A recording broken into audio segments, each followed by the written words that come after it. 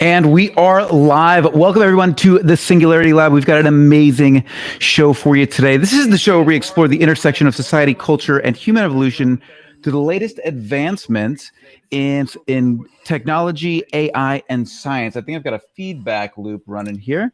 Just a touch. Yeah. Just a touch. I think I got it fixed now. Brooks, it's great to see you today. We've got an action-packed show for you all. We're going to be discussing Rice, University of Rice pilots Necrobiotic spiders to work as miniature assemblers and grabbers. We're going to be discussing SETI's new algorithm that has identified 8 signals that appear to be more than just noise. We'll dig into that. We're going to be discussing the genetics and genomics of woolly mammoths and the potential for some woolly mammoth meatballs for dinner. We're going to be talking about Elon Musk and other technologists who are calling for a 6-month hiatus on AI development. We're going to be talking about that, whether or not that has legs or not, what the story is behind that, with the rapidly evolving AI technology that Open AI is developing with the GPT series. And we're going to be discussing what specific genres of technology that China and the US are battling head to head at. And it's looking better for China. We'll dig into that as well. And then we're just going to discuss the Artemis 2 launch team that is going to the moon. A lot is happening, Brooks. What's going on, man? I'm really upset I didn't get invited to the moon. I'm sorry, you're upset you didn't get invited to the moon? Yes, aren't you not? Yeah, I didn't know it was up for anybody to check it out. I thought maybe you had to be, I don't know, some sort of astronaut or something like that. Astronaut, right? Yeah, I don't know. So I didn't get the call. I didn't get called up. Apparently, you didn't get called up either. No, I did not.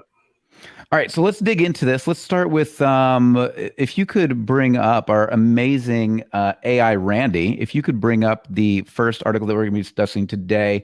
This necrobiotic spiders. What I found interesting about this particular study was that it began as science often does, with the random amusement of an undergraduate student who was interested in the biomechanics of spiders, as they found a dead spider on the ground.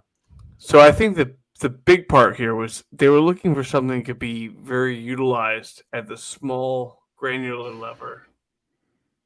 The granular level. Okay. Like a grasper, right? So Right. So the idea is that they were looking for biological uses, potentially for micro manipulation, right? So we can use these potentially in robotics. We could use them potentially in medical applications, the development of small electronics. Yep. Mm-hmm. Yep. Anything else specifically that that fascinated you about the story, Brooks? For me, I honestly, so if you're not aware of how spiders work, they actually have hydraulic systems in their legs. Okay. So when you see a spider pass away, it curls up, right? The reason that those legs stick out, it's a hydraulic system in it, right? Got it. You okay, Brooks? Did you wake up from the nap? What's going on? You okay? Yeah, I'm good. I'm sorry. Yeah, give me a second. All right. So let's see what we've got here. I just want to welcome everybody. Great to have you all. Arlene joining us today. Simon, Lord Boss, great to see you. Arlene, John Brusso, great to have you as well. And make sure you guys, if you could do me a favor and click the subscribe button down below, click the thumbs up button. If you're listening to us on audio, make sure you come by, check us out. We're live every Monday at 7 p.m. It's great to have you all. All right. So let's see what else we got.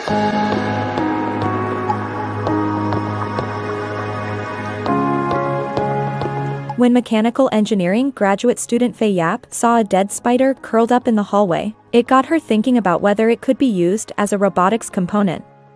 Turning dead spiders into mechanical grippers may be some people's idea of a nightmare scenario, but it could have tangible benefits. Spider legs can grip large, delicate, and irregularly shaped objects firmly and softly without breaking them. So, in collaboration with mechanical engineer Daniel Preston, Yap and her colleagues at Rice University discovered a way to make a dead wolf spider's legs unfurl and grip onto objects. They called this new type of robotics necrobiotics. Weirdly, spider legs don't have muscles for extension, but instead move their legs via hydraulic pressure. They have what's called a prosoma chamber, or cephalothorax, which contracts, sending inner body fluid into their legs, making them extend. So, the team inserted a needle into the spider's prosoma chamber and created a seal around the tip of the needle with a glob of superglue.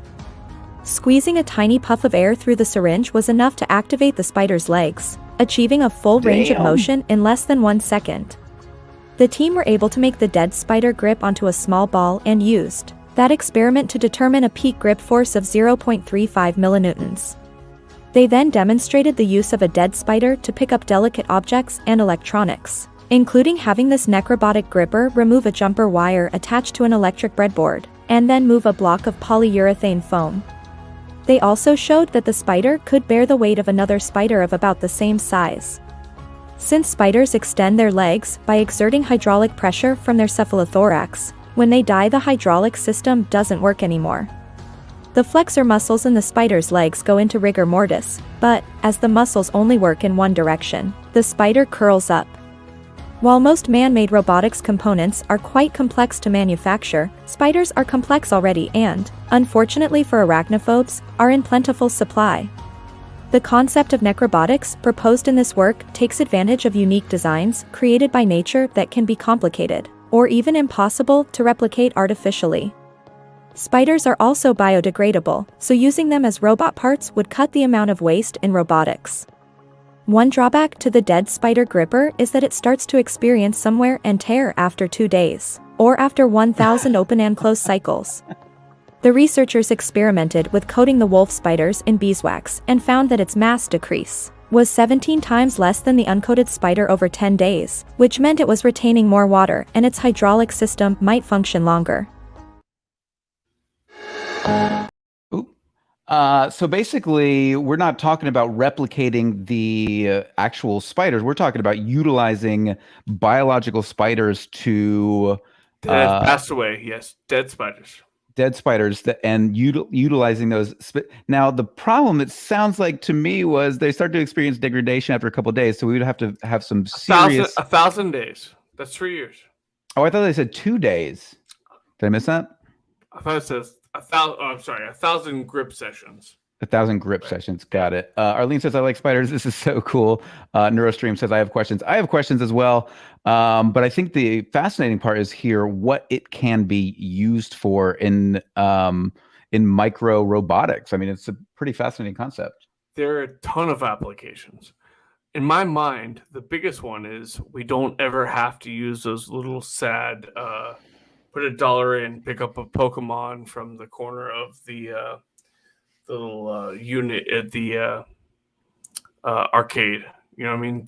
Like a the giant the claw game. Yeah, it will be. It'll just be a giant dead spider, right? In the claw game. So we'll use giant arachnids in the claw game. Yeah. That sounds rather dystopian. I don't like it. I'm not a big fan of spiders personally, but wouldn't mind seeing them used in this sort of micro technology. It's pretty fascinating. Let's think about a better scenario. Tiny microbiotics are using like nanotubes, and the necrobiotic spiders are pulling nanotubes around and putting them in place. Right? That's much better, I think. Sure. Yeah. Well, if they're dead, I guess it's fine, and I don't have to see them. All right, so let's kick on to our next story today. SETI's new algorithm has identified 8 signals that appear to be more than just noise. So for those of you who aren't aware, so we've been looking for alien technology for a very long time. SETI stands for the Search for Extraterrestrial Intelligence. This is it's run by NASA, right? This initial algorithm is from the University of Toronto. Okay. And they've developed a new algorithm that determines the difference between what we consider signal and noise in the greater cosmos. Right. Right. And also, I mean, a big part of the problem with SETI, as I understand it, and you can correct me if I'm wrong here, Brooks, is that, well, there's two main problems. One is just we have an enormous amount of sky to cover. And then the other problem is we're only looking at radio waves. But even though, okay, so three problems. You're only looking at radio waves. And the third problem is the amount of time that it takes to review all of the data that we have, because we're also running up against so many human signals that it's very difficult for us to identify any unusual radio frequencies in the heavens. Is that right? That does make it very challenging. But one of the good things that we're seeing here from this new algorithm from SETI is that they're trying to reduce that noise, particularly human noise. Even if it bounces off a far away distant thing, we can say, oh no, that's noise because that is a human derived radio signal. Right. So the algorithm allows us to just dive through an enormous amount of data while eliminating the human-made or mundane frequencies. And so it's my understanding that they found eight different signals of interest. And now I think it's important to remember that this is a new algorithm. This is early stages of research, and it's very possible that these signals of interest are mundane. But the fact that we are developing these AI systems now, these algorithms that can start to port through this data, gives us the ability to potentially find a lot more signals of interest, which we can then study more fully.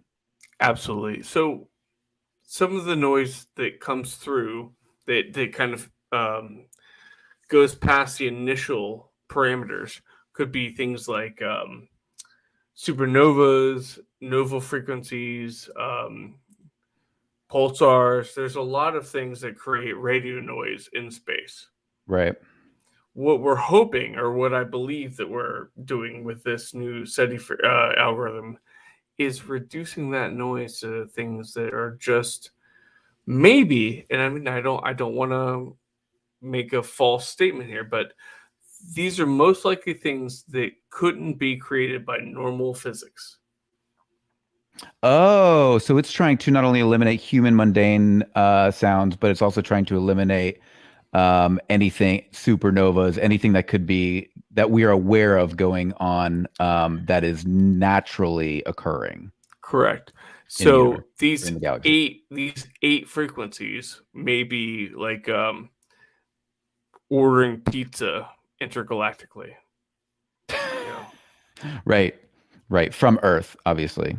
Well, no, because these didn't originate from Earth. They originated way outside the Milky Way. Right, but you can't get better pizza than in New York, so I don't understand where they'd be ordering from. Blue York, somewhere out in the Andromeda Galaxy. In the others. What's fascinating as well is I think this was what, written by a graduate student out of Toronto, you said?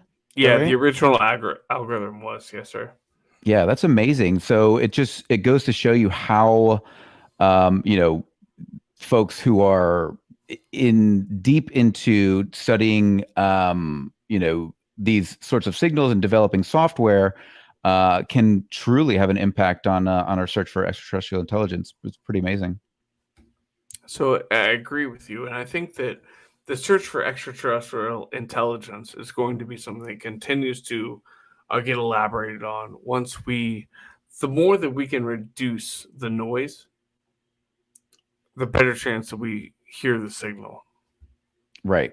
So and again, we are utilizing algorithms to speed up this process. We've been doing it for a very long time, but now that we have the ability to utilize artificial intelligence, we're going to get there a lot faster. Absolutely. Yeah, we're getting a lot of feedback there. Absolutely. All right. Anything else you want to hit on from that SETI article? I mean, honestly, I really truly believe that we are not alone, not only in the universe, but I think that we have probably some species in this quadrant of the Milky Way. But yeah, I mean, Listen, man. We can go deep into that question. I've been deep into that question for most of my life. But I mean, I absolutely believe that we are not alone in the universe. I mean, there's no doubt about that. Now, whether or not we are alone in our galaxy, I highly doubt that too. The question is, have species made it past the great filter? Have they gotten through exactly where we are as human beings in society today? We are approaching, and we're gonna hit on this here in a couple minutes. Elon Musk and many others. Yuval Harari wrote an op-ed in the New York Times this last week. Elon Musk has joined 1,000 other technologists in a call for a 6-month hiatus on AI development. And part of the reason for that is, so the outward reason is for the safety of humanity. So in the New York Times article that Yuval Harari wrote, he was actually the writer of Sapiens, which is a phenomenal book. But he wrote in the New York Times this week that he believes something like a 10% chance that AI could quickly lead to the extinction of the human species. And his argument is that if that's the case, if there's a 10% chance that we could annihilate ourselves within the next 100 years or so as we approach an ASI, an artificial superintelligence, if there were a 10% chance in any other field of study, so let's say we're studying viruses, and if there's a 10% chance that virus could leak and cause the dissemination of the human species, would we not stop? Would we not put a pause on it? Would we not put more energy, time, focus, money into ensuring that those technologies were safe? What are your thoughts on that? Do you think that first of all, do you think that 10% number is accurate? And then the second question is, if that is accurate, should we put a pause on this until we can work on this alignment problem with AI and humanity? No, I don't think it's accurate, because I mean, look at smallpox, right? We could have done that similarly and destroyed the entire world if it really came down to that, right? I'm not sure I understand what you mean. You're talking about if 10% of the population would be potentially... No, 10%. No. Harari is saying that he believes there's a 10% chance that AI will wipe out humanity. Oh, gotcha. Okay. All right. So AI. Okay, and we talked about this last week. This is not a production AI. This is an AI that is taking inputs, right? Right. Have you seen, and I've spent a lot of time this past week looking at AIs. Production AI. An artificial intelligence that is producing something that is not predicated on an input from a human.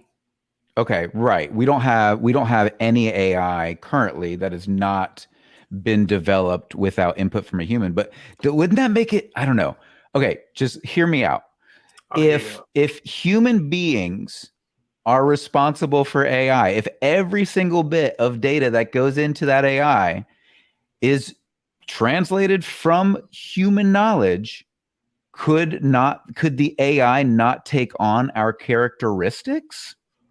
It could try. And it very much would have an opportunity to give us the best fake human of all time. But I do not think that it could be a human or be sentient. We've talked about this before. I agree that it's not. Okay, so yeah, this is a good conversation. I think this is important. So I don't think that we're arguing that the AI is going to be a human. It's utilized. Okay, so let me pose it to you this way. Okay. If an alien civilization had the ability to, there was a great movie about this years ago when I was a kid. It was called Explorers. I remember Explorers. Yes. They were teenagers, right? Yes. And so these teenage aliens had been circling Earth for a period of time, and they were watching human television, and they got all of their information about what humans are and how humans behave from human television. So when they made contact with humanity, it was a radio flyer, right? No, that was a different movie. Radio Flyer is a different movie. Oh, I'm not sure I know what you mean. The wagon, the radio flyer, they used that to go up to they got ported down. They built a spaceship. A balloon.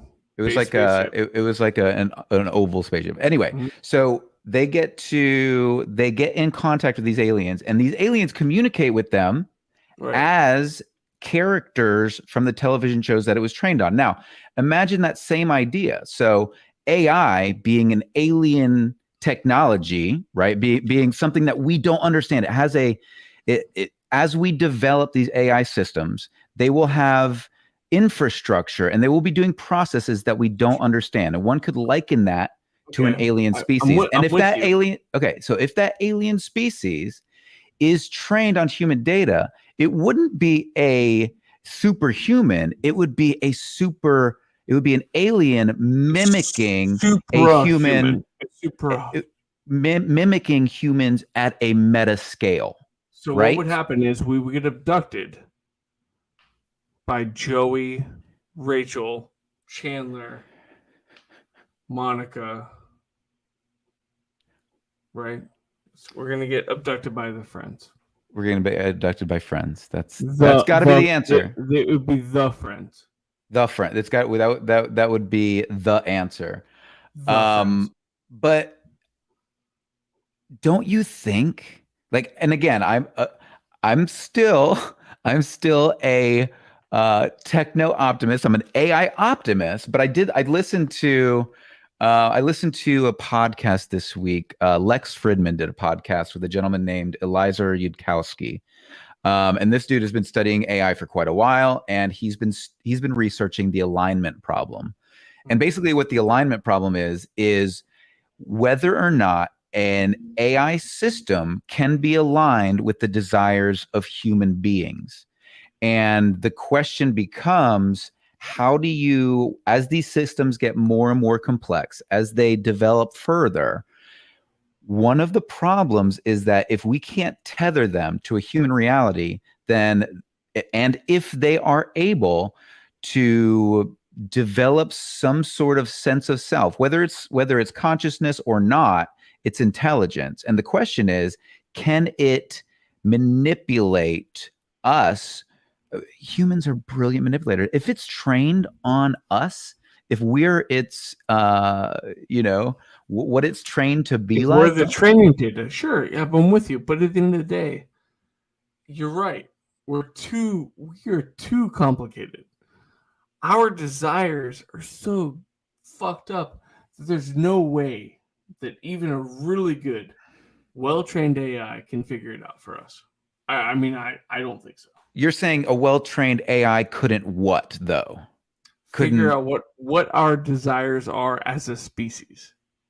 Okay, well, that presents a problem.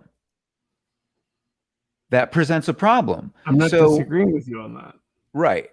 So that problem is then that it would look at us. So the question is, the true question is, can an AI produce its own intention?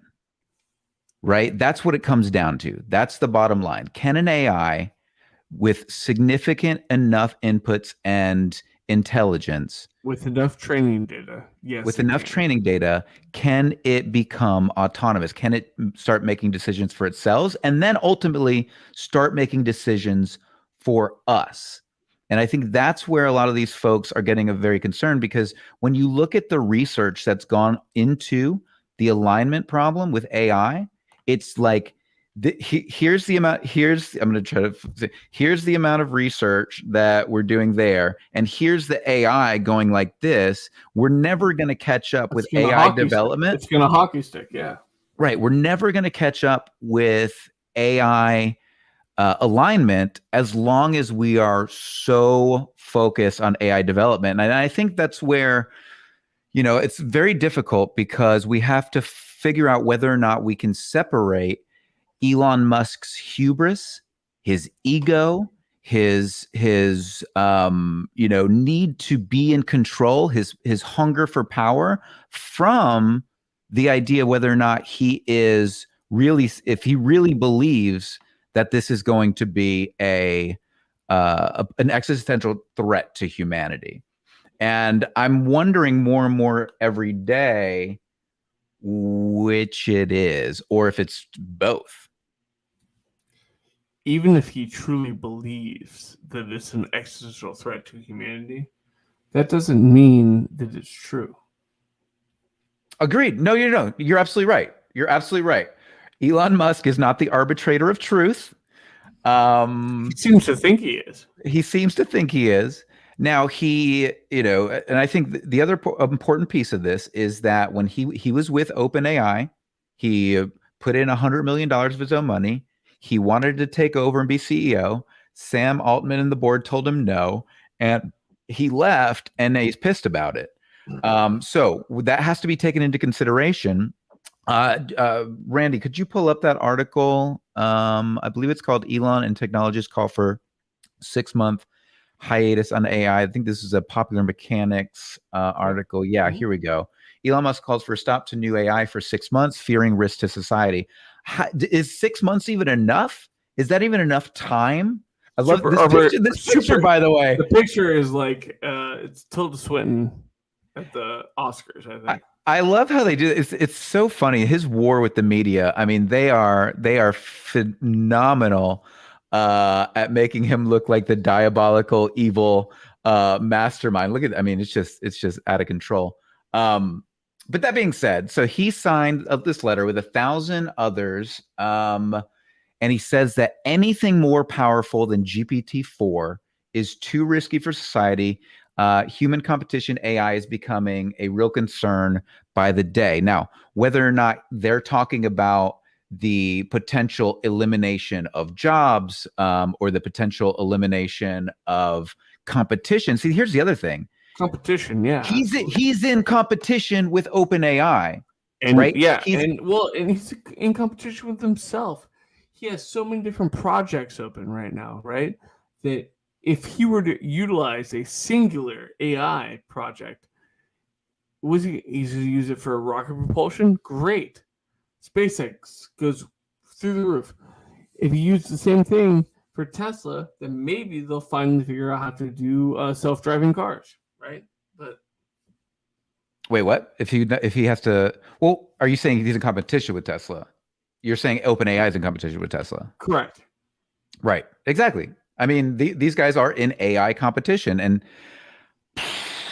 I have a hard time. I think the biggest challenge is separating the person from the idea, right? And I think it's so important for us as human beings who are trying to understand where we're headed as a society to be careful when it comes to immediately throwing away an idea just because it comes from somebody's mouth who you hate, right? Because there's a sense of bias there that could lead us down the wrong direction. I think it's important to take ideas on their own and separate that ad hominem bias. Now, again, I would like to say that I do not trust most of these executives in these highly competitive tech industries because they all have agendas that are, beyond what we are aware of on a daily basis. We talked about this last week too, about the conspiracy theories and how people so often fill in the blanks of the parts of the things they don't know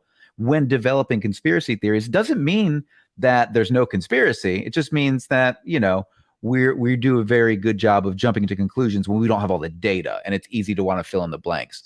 But that being said, this is like, sorry, go ahead. I think you're absolutely right. So you shouldn't particularly deter the efficacy of an idea because it came from a particular person, right? Right. But what you should do is think about how is that idea going to be reduced down to something that can help all of humanity. We had the same situation back in the Edison days. Mm-hmm. and Tesla, which is obviously Elon's, like, he just sits around and jerks off on the line to Tesla, thinking about Nikola Tesla. I'm assuming. I mean, I don't know, but Likely. most likely.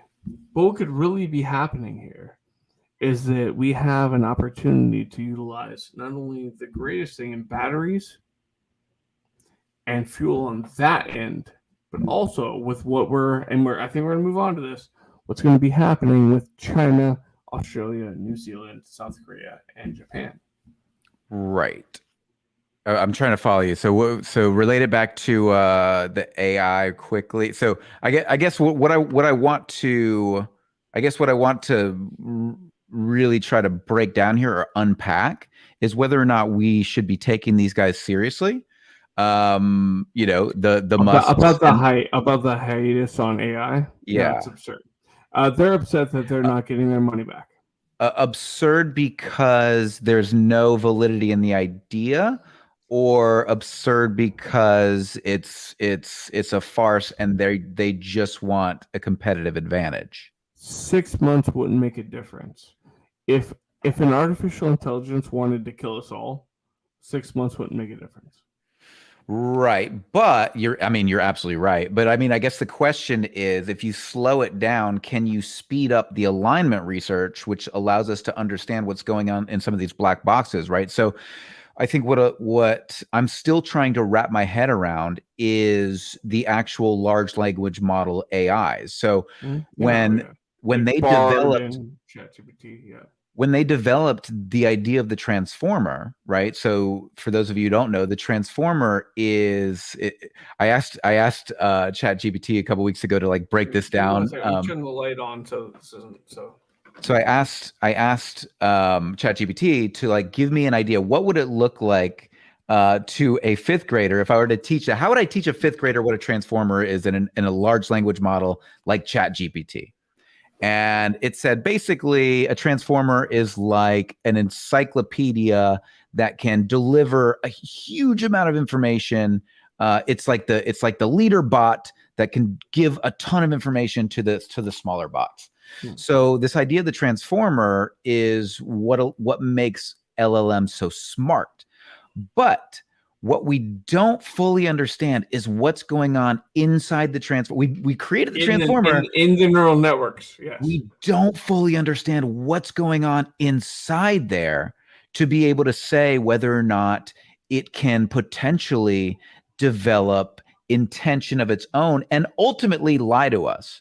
Right. And this is also called, I believe in AI, it's called the review problem. So the review problem is the idea of how do you identify whether or not an AI is being honest? Being honest. Yeah. Lying to you. Yeah, but this goes back to fucking Asimov. I mean, this goes back to the laws of robotics, right? So how do you tether an AI system to do no harm to humans if it can lie to you? And we don't know that it has. We don't know that it can.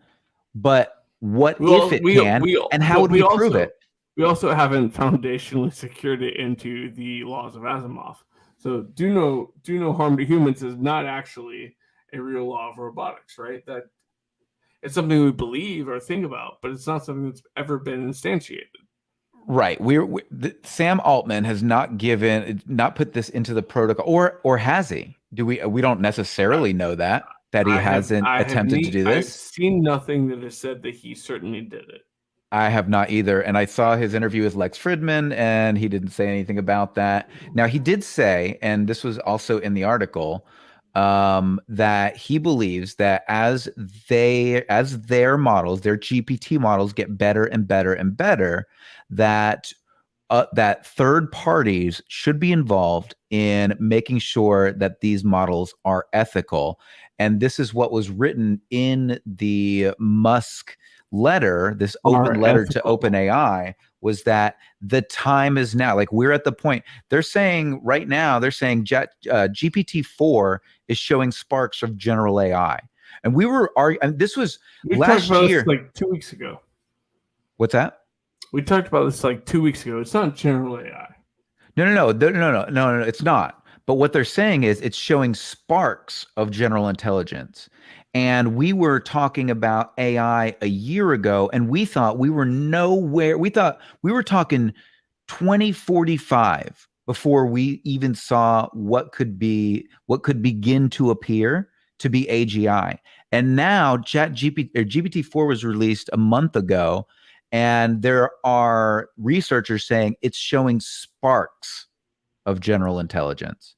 Now, you obviously do not agree with that or believe that, and I don't know, but I do think it's something that we should be aware of, because it is 2023, and that's at least 20 years before we should even be getting close to this thing, and here we are.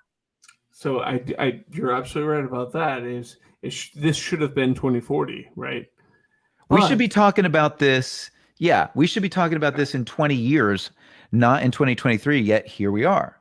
Sparks of general intelligence is what they're saying. When Is that Santa accurate? Claus, I don't know. When Santa Claus comes down my chimney, then I'll believe that we have sparks of general intelligence. That's what it's going to take. So the AI is going to have to create a Santa Claus. A Santa Claus robot that will attack people from Futurama, most likely. And coming around, and then you'll believe. Well, at least it's a low bar to get you there. So I think it's a low bar. We'll see what happens over the coming weeks. But what's even more scary, Brooks, is this other article. If you could pull this up for us, it's called ASPI's Critical Technology Tracker. This is wild. Finds China ahead in 37 of 44 technologies evaluated. So same thing. I'm very negative on this. Do you buy this though? No, do you buy this research? You don't. I don't. I think this is Australia wanting more money from the West to try to get tied up. I looked through all this and I read through all of the fucking research on this. To me, I disagree with a lot of what they have is high, medium, and low. So we can't. What do you mean? Let me see if I can pull it. I've got it up actually. So there's 44 topics, right? Right. So we've got in technology we've got 7 different micro topics. So there's advanced materials and manufacturing, artificial intelligence, computing and communications, energy and environment, quantum, biotechnology, gene technology and vaccines, sensing, timing and navigation, and defense, space, robotics, and transportation. Yeah. So according to this, to the ASPI, the only one that is led by the United States is quantum. Right. Yes. Okay. The rest are led by China, and there's no other nation on any of these. Right. I think this is. I looked through a lot of this. I thought this was a really great article to begin with. I put it forward.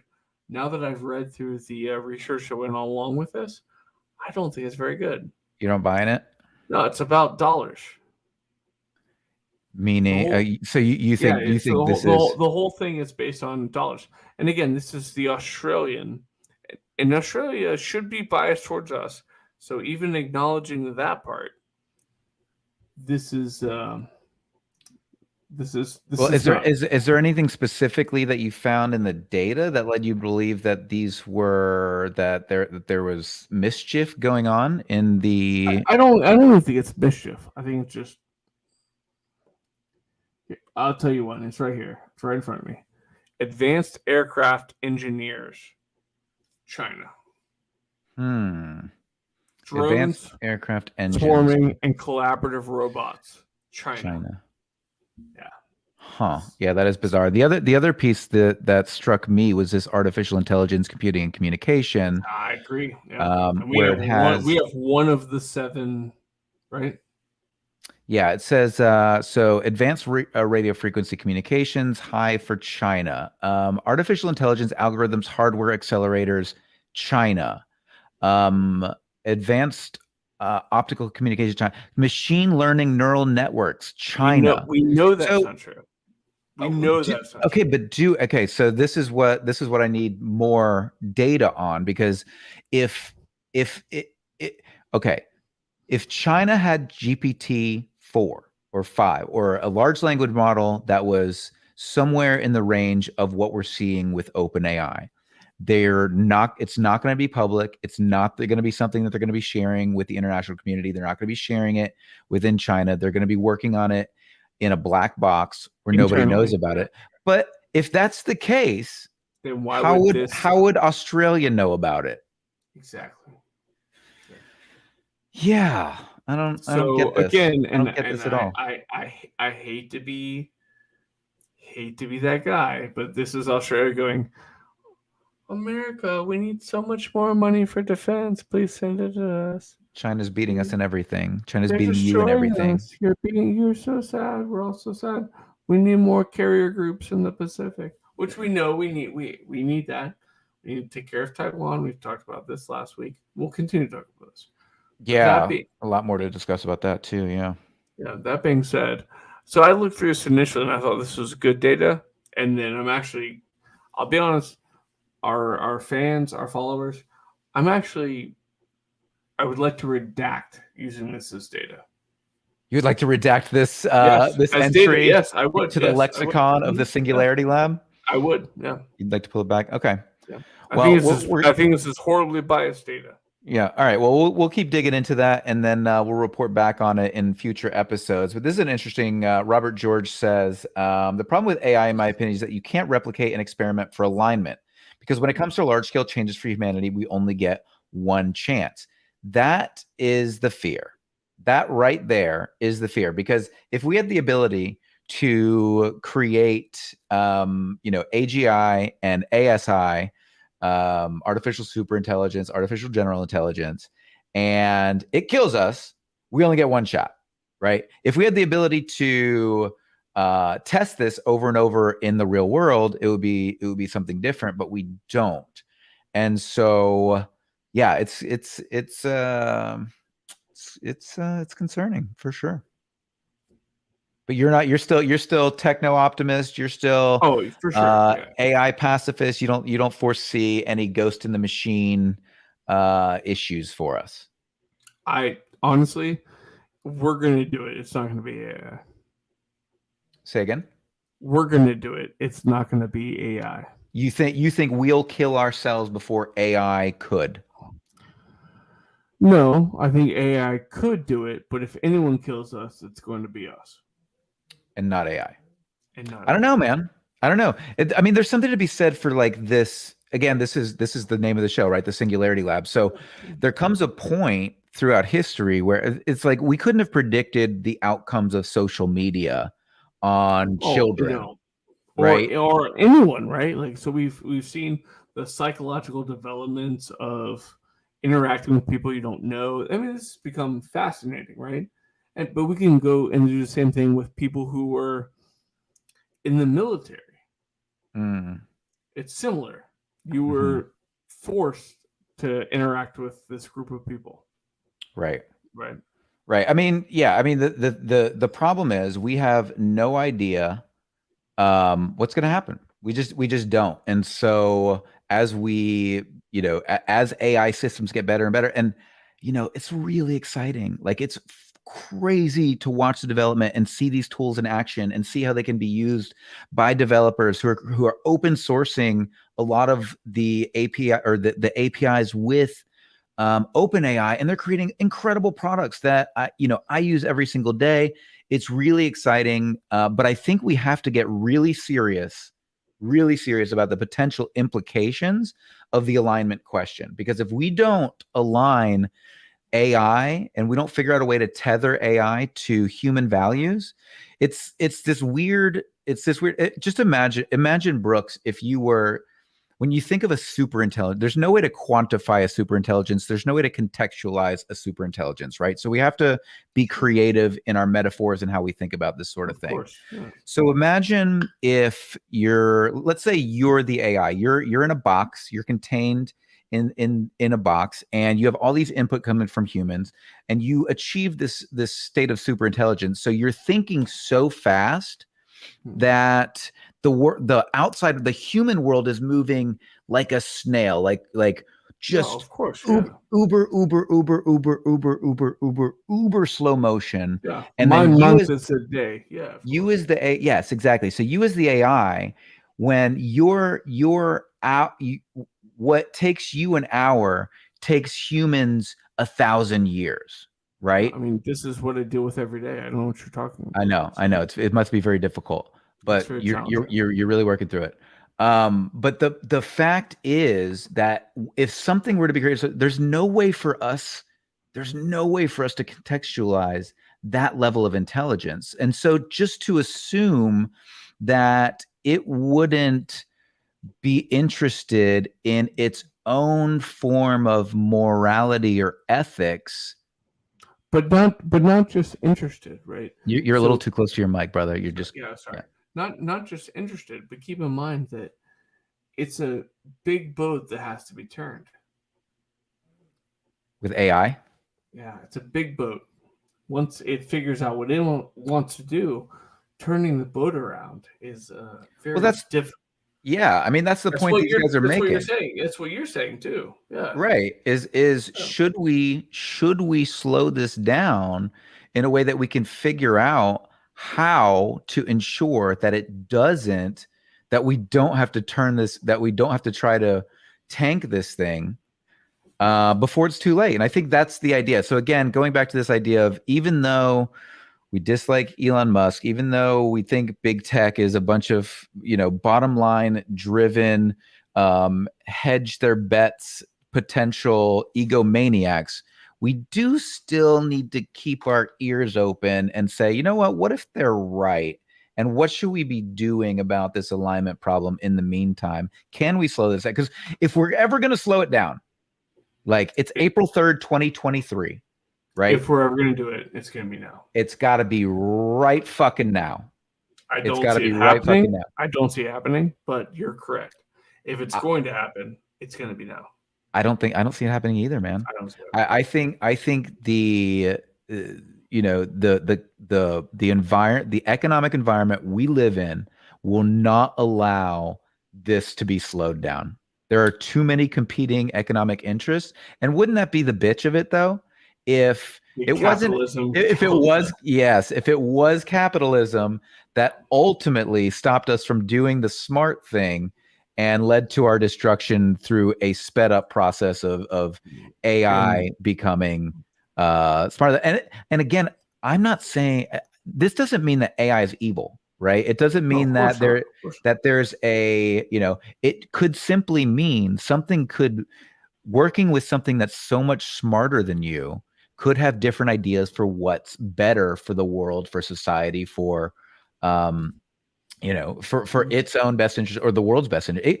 We could potentially be working with a super intelligence that is godlike, that believes that we are screwing up to the planet so much that it just either destroys us or tries to slow us down. Right? That's one possibility, but we don't know that it would actually care about the environment. We have no idea. That's the point. We have no clue.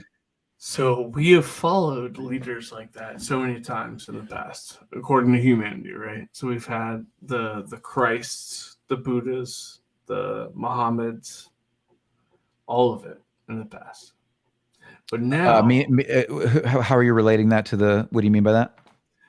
So an AI that could be leading us should be a prophet or a god, just like any of the things that humanity has followed in the past. Well, one would have to believe that those humans were of super intelligence, and I don't necessarily buy that. I don't necessarily buy that either, but they still had a large following. Sure. But I don't know how you relate that to a super intelligence. Tell me maybe I'm thinking over the top here, but I'm thinking that a true super intelligence would find a following very quickly. I agree.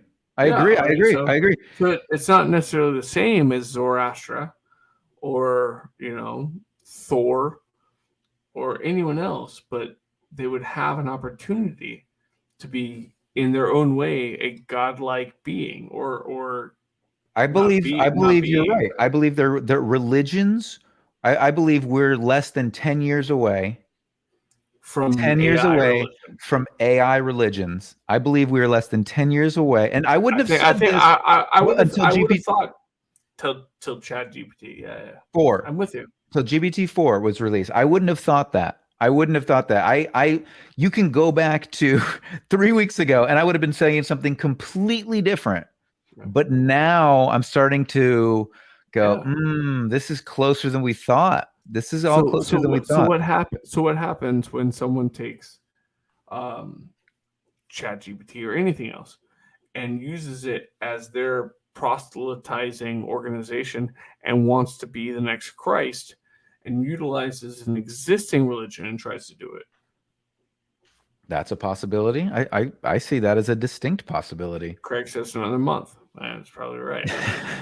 I mean, with what we're going, GPT-4 was done 7 months ago. It's been held back for 7 months. They released ChatGPT after GPT-4 was ready to be released, and we don't know where they are in China right now when it comes to their large language models. So this is the important thing about the Australian thing. So I do think Australians probably have a decent look at the globe, probably not the greatest look at the globe, but they do truly think that we, the United States, I say we, the United States has a better hold on the creation and development of not just chat AIs, but AI robotics. It's one of the few things we're leading the world in, according to that ASPI. Yeah, but you already threw that out as. I mean, I'm not throwing it out. I think it's biased. I think it's. But you believe that aspect of the study is accurate? I believe that the companies that I'm aware of are spending a lot of money on this, and there's nothing in China that's competing. That's interesting. Okay. We haven't seen one. If TikTok, well, I mean, that's a small competitor in comparison. But if Huawei showed up with or the CCP at all showed up with an AI bot that they wanted to sell everybody, it would have been done, right? Yeah, I mean, ultimately, this all comes back to can the development of these things be slowed down? I don't think so. I don't think you can actually slow down. If you asked everyone to say we'll slow down and they say yes, it would only be the people who agreed, and everyone else would just try to catch up. Right. So yeah. I mean, there's no way this technology is going to get slowed down. So the question is, can we speed up alignment research? Can we push our policymakers? Can we push our thought leaders, our tech leaders, to, rather than fight against what is not going to happen? Progress doesn't stop. The development of technology doesn't stop. Nobody is going to be effective. Right? Nobody is going to be effective in stopping these guys and slowing them down. So whatever is being done right now is a pitch to everyone else to say, to begin applying pressure to either the government and or big tech to handle the alignment problem, right? The amount of time, energy, money, and research going into the alignment problem needs to be raised to an extraordinary level, because they're not going to slow down AI development. It's just not going to happen. Not whether they get Taiwan or not, and they're not going to get Taiwan. Yeah. I mean, that's a really important question when it comes to microchip development and how. We can have that whole conversation right now. If China attacks Taiwan, the United States will destroy TSMC. Yes, which we hit on a bit last week, and I think I've spoken to people. It's reaffirmed.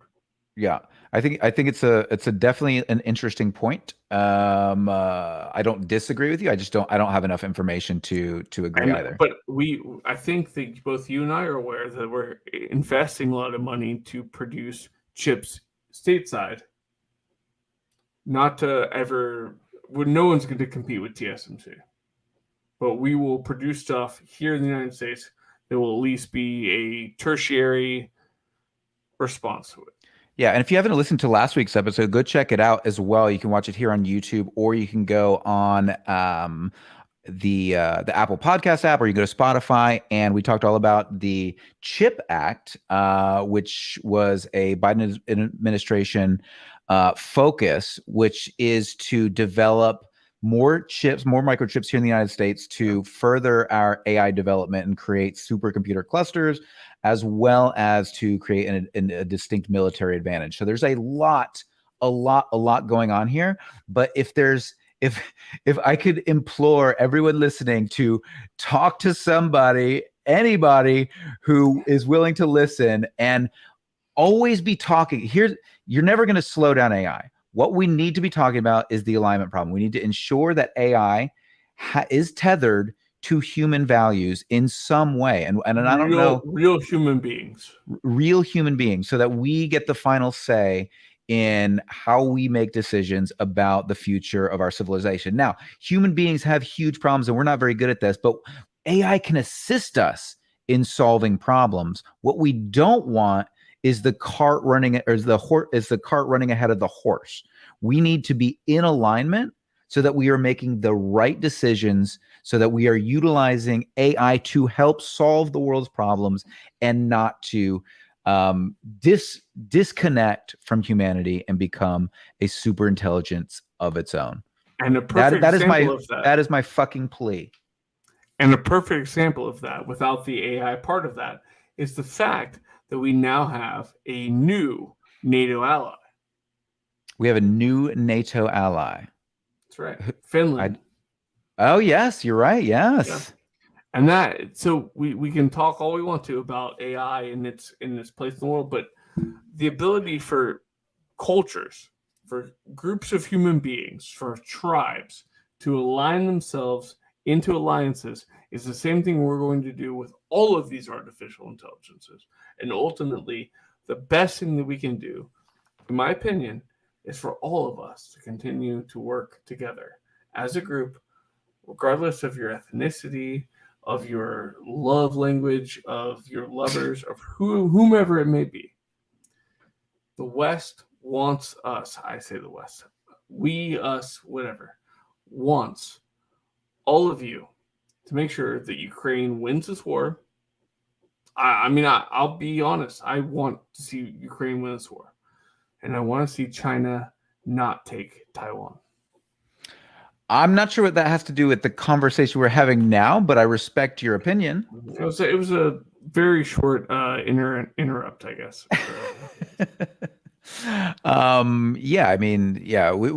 There's a lot to talk about when it comes to the sociopolitics of the Ukraine war and where China's headed. I think that just to, and we only got a couple minutes left in the show today, but just to kind of wrap up, there's a lot at stake here. There's a lot at stake here in the rapid development and of these technologies.